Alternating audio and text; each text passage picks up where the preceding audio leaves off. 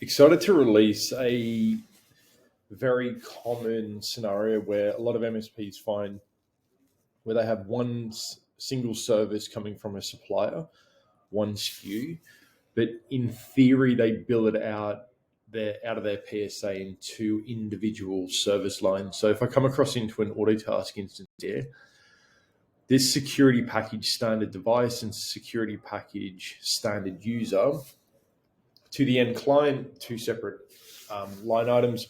From the vendor, however, we just get one line item. In this case, we're going to utilize malware bytes as an example.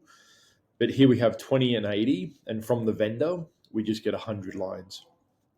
So when taking a quick look at this inside of CloudOlive in the Insights module, I'll just do security. We just see them here. Here are the two line items. In an ideal world, that and that, we would actually, that's the unit count that the vendor is billing us for. So what can we do about that?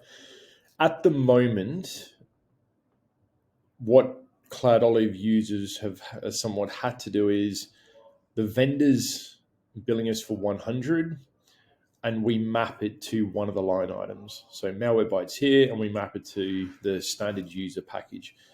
And then we just simply leave a note and go, hey, 20 units also available via the device service. So in an ideal world,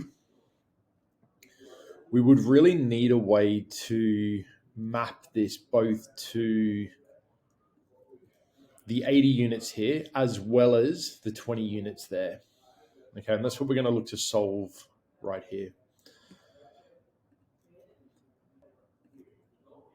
So in the configuration module, providing you got access to see this information, we can now create something called a service grouping. Add a new grouping, give it a name, and then you can begin adding services from your Autotask or products from ConnectWise into a list. We are creating a one-to-many relationship and defining multiple services within it or from your Autotask or ConnectWise. So now that we've defined this as a service grouping,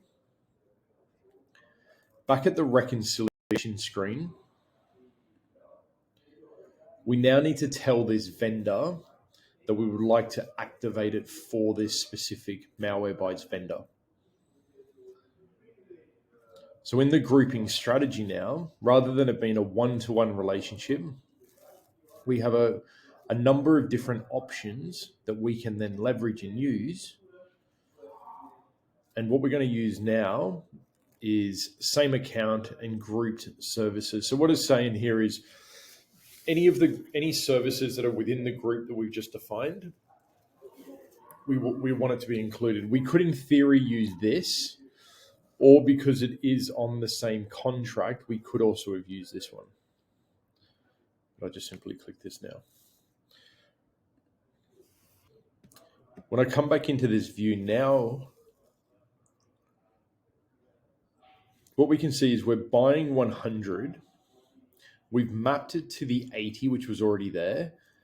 But this time around, we actually do not have a discrepancy of 20. And the reason being is CloudOlive recognizes that a grouping has been identified.